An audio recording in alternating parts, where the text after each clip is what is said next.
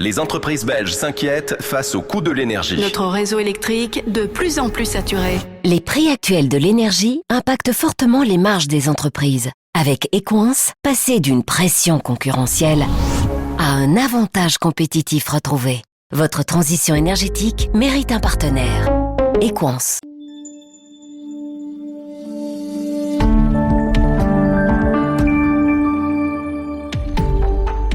La contre-manifestation des CEO. Salut Baptiste. Bonjour Olivier. Alors, on sait que depuis le début de la législature, les syndicats sont devenus des marathoniens. Ils ne cessent d'exprimer leurs doléances contre les politiques et les économies décidées par les gouvernements, que ce soit l'Arizona au fédéral ou l'Azur en Wallonie. On a vécu ces dernières semaines encore un climax avec les tensions entre le gouvernement de la Fédération Wallonie-Bruxelles cette fois et le monde enseignant.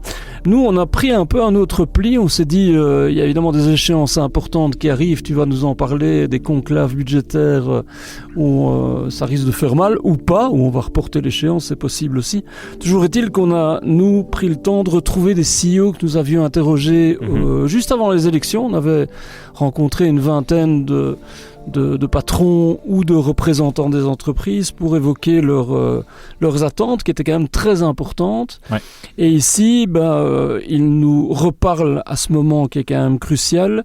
Et il y a plusieurs choses, on y reviendra, mais ils disent en gros, on soutient les réformes, il faut accélérer, mais on a besoin absolument d'un récit porteur parce que il faut susciter l'adhésion. Et il y a des choses plus concrètes comme en tête des priorités, la volonté de simplifier les règles administratives.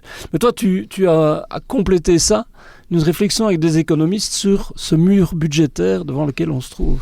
Oui, tout à fait, ce mur budgétaire qui est un peu le fil rouge de tous ces gouvernements. Et l'été sera chaud, de nouveau. En tout cas, il est déjà chaud dehors, mais... Il l'est déjà et il le sera à nouveau pour les finances publiques. Alors, on a un peu l'impression de se répéter, mais c'est vraiment, comme je le disais, la transversale de ces gouvernements. D'abord au fédéral. Là, ça sera vraiment... Les discussions seront à l'été. L'exercice devrait porter sur un effort de 6,7 milliards d'euros, mais la BNB a déjà prévenu vendredi dernier, attention, pour revenir dans les clous, ce sera plutôt 14 milliards d'euros. Donc, plus du double. Oui, alors qu'on a déjà fait une trentaine, si je ne m'abuse, de milliards d'économies. Exactement, grosso modo. Et bon, on l'expliquera plus tard, c'est aussi une question de croissance un petit peu atone. Mais donc, ça veut dire quoi? Qu'on n'est pas au bout de nos peines et que d'autres mouvements sociaux auront probablement lieu. C'est même une certitude et c'est pour ça que nous aussi de l'autre côté on a voulu donner la parole aux patrons pour savoir d'abord leur avis sur toutes ces manifestations et ce que eux proposent, quoi. Oui, c'est ça. Et alors, il y a plusieurs choses qui s'en dégagent. La première, j'allais dire contrairement aux syndicats, mais en tout cas, il y a une conscience que une remise en ordre des budgets doit avoir lieu. Comme ils disent, on ne veut pas raser gratis. On sait que ça doit avoir lieu, mais... Il y a un mais, notamment Bernard Delvaux, qui est le CEO d'ITEX, nous dit on ne va pas susciter l'adhésion en disant qu'on doit faire des économies. Avec le fouet constant, quoi. Voilà. Donc, il faut qu'on ait un récit porteur et ce récit porteur doit s'orienter vers les perspectives d'avenir positives. Quel avenir on peut réserver à nos enfants. Frédéric Panier, le CEO d'ACT en Wallonie, nous dit, lui, que si on fait les bons choix, on pourra avoir le meilleur des mondes, c'est-à-dire à la fois préserver notre solidarité, avoir de la croissance, gérer la transition, qui est quand même un élément important. Et donc, il parle, lui, de ce récit qui doit être celui d'une stratégie de croissance durable, mais ce ne sera pas simple.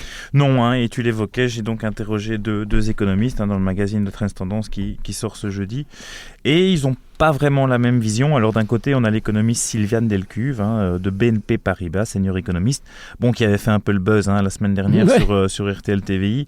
Elle évoquait évidemment le fait que selon elle, il y a encore beaucoup de gras, notamment dans l'appareil d'État, dans les couches, que tout le monde connaît bien, institutionnelles, la lasagne, mais aussi des dépenses ciblées. Elles visent tout azimut les dépenses dans les F-35, mais aussi le nombre de politiques. Je rappelle ce chiffre, qu'elle rappelle d'ailleurs. En Belgique, on a 26 mandataires pour 10 000 habitants. Au Danemark, on est à 5.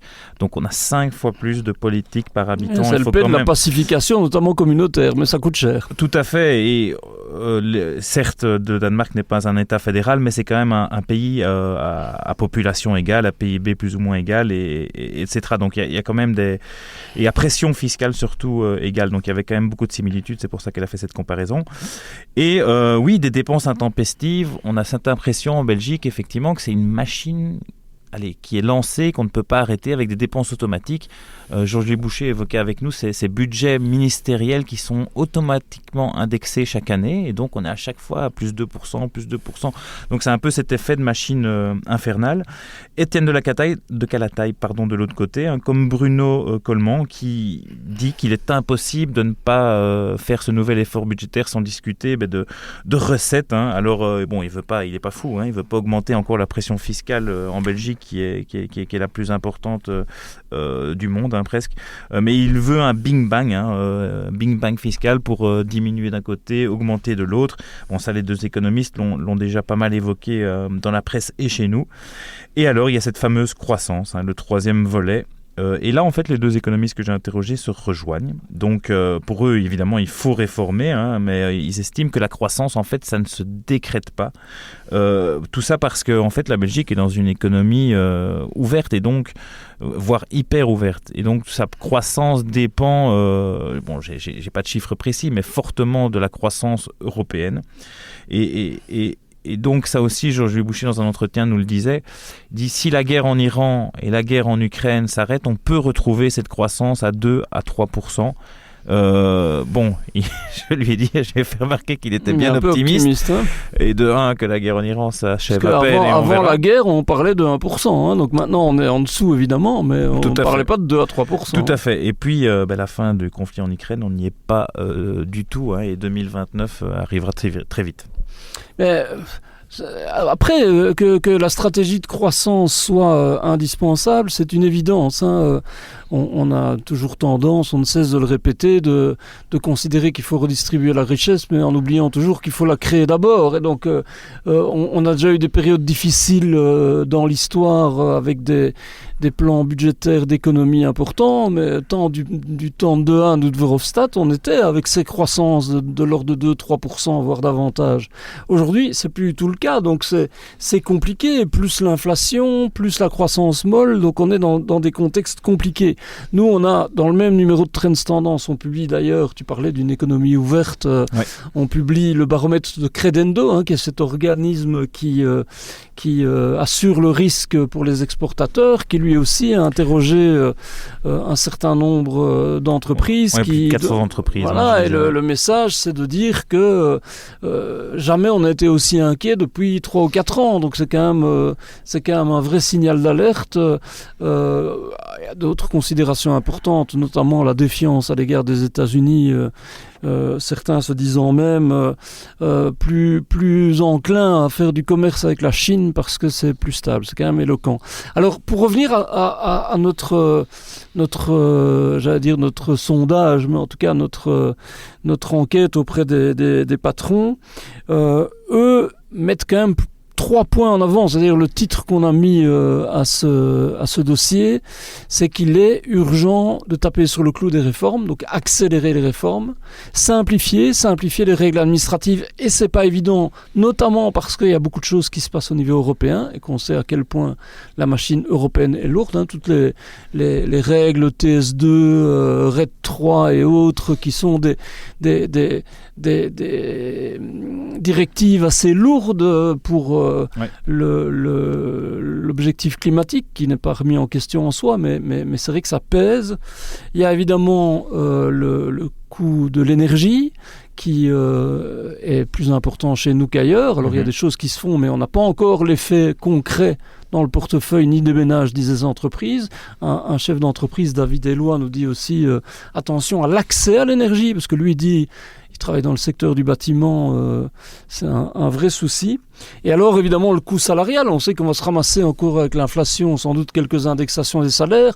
Il y a des décisions qui ont été prises pour plafonner, on le sait, notamment à 4 000 € pour les salaires bruts.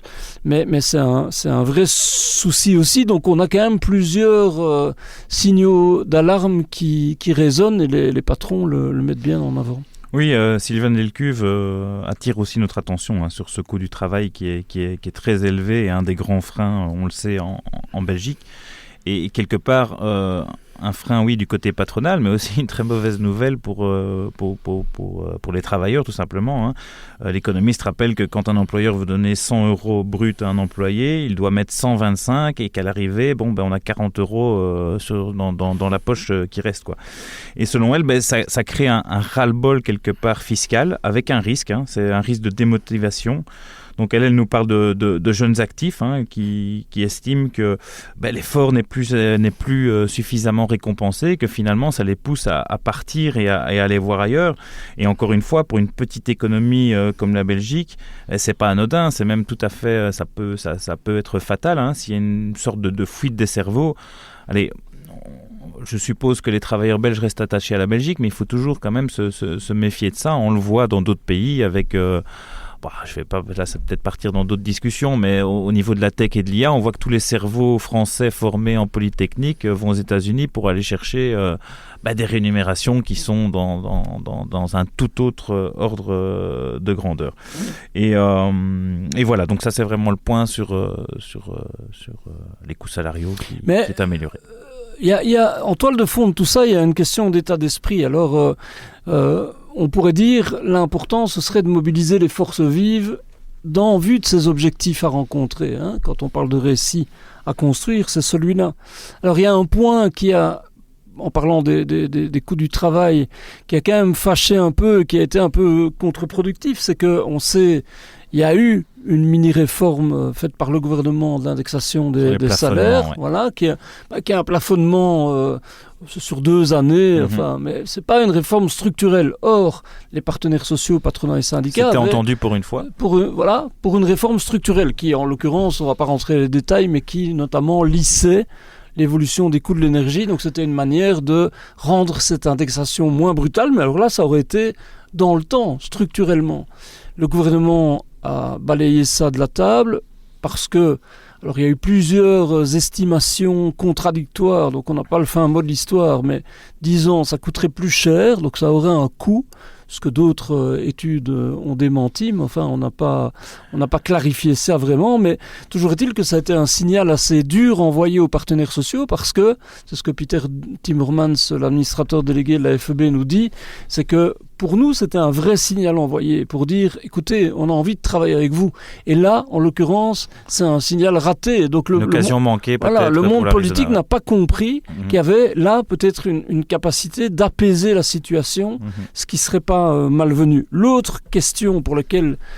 c'est une question d'état d'esprit, c'est évidemment ces tensions scolaires. Alors c'est pas directement économique, mais enfin quoique il y a beaucoup de patrons. Ça participe au climat. Voilà. De toute façon. Il y a beaucoup de patrons qu'on a interrogés qui nous disent c'est très important pour l'innovation, pour la formation des talents, etc. Et on a un vrai enjeu là-dessus. Marc Biron de Melexis dit un pays qui ne parvient pas à investir dans son enseignement, en tout cas de construire un projet d'avenir, c'est un pays qui se meurt. Donc on est vraiment dans cette question-là. Petit signal à l'inverse, on a eu un accord qui a été signé par Wallonie-Bruxelles Enseignement et Act for Wallonia, qui est l'organe qui représente le patronat en Wallonie, pour mettre davantage d'esprit d'entreprise à l'école. Donc il y a encore un peu d'espoir, mais cette question d'état d'esprit est fondamentale. Et par contre, il y a des signaux qui ne sont pas toujours très positifs. Mais non, cet état d'esprit et finalement tirer tout le trésor force vive du pays, ça passe aussi par adopter les mêmes règles du jeu. Alors il y a des revendications chez les enseignants, chez même les travailleurs de nuit qui sont bien légitimes. Par contre, il faut aussi, comme je le disais, établir des mêmes règles du jeu. Quand on voit qu'il y a 575 000 malades de longue durée, alors on ne va pas tous les accabler, bien sûr qu'il y a des vrais malades, c'est une certitude. Ça reste quand même un nombre assez inquiétant, surtout qu'il est en forte progression sur les dernières années.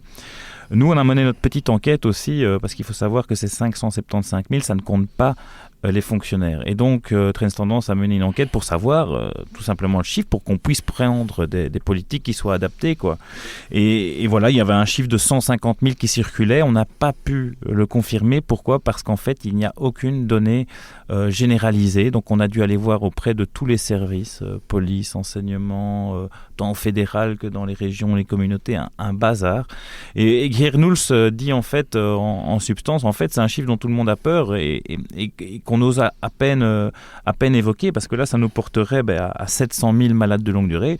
Je rappelle qu'il y a 5 millions de personnes actives en Belgique, donc vous faites le calcul, hein, et quelque part, sur ce problème de finances publiques, mais aussi d'état d'esprit, il faut, sans fustiger, il faut à un moment pouvoir prendre les bonnes décisions et donc partir sur des bases chiffrées correctes pour pouvoir remettre ces gens au travail. Donc c'est un problème bien plus large que les chômeurs de longue durée. Donc il faut vraiment s'en saisir. Ça montre deux choses. Ça montre que d'une part, il y a des réformes nécessaires, elles sont en cours, elles sont compliquées, il faudra qu'elles livrent leurs fruits, et notamment sur la nécessité de sanctionner quand il y a des choses qui ne sont pas correctes, que ce soit des chômeurs qui refusent un travail ou des malades de longue durée qui usurpent ce statut.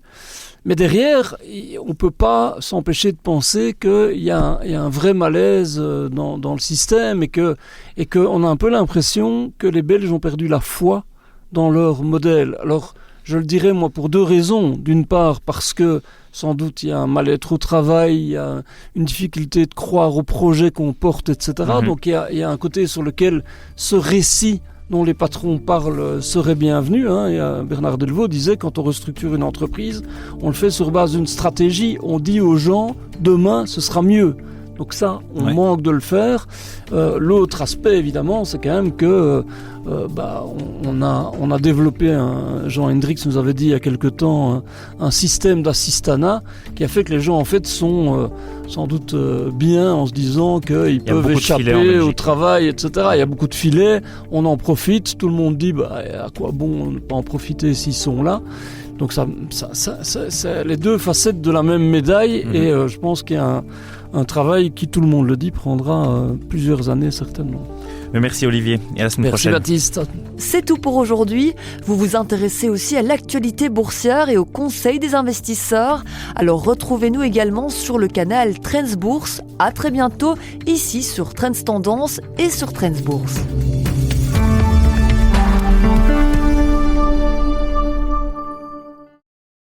Les entreprises belges s'inquiètent face au coût de l'énergie. Notre réseau électrique de plus en plus saturé. Les prix actuels de l'énergie impactent fortement les marges des entreprises. Avec Equance, passez d'une pression concurrentielle à un avantage compétitif retrouvé.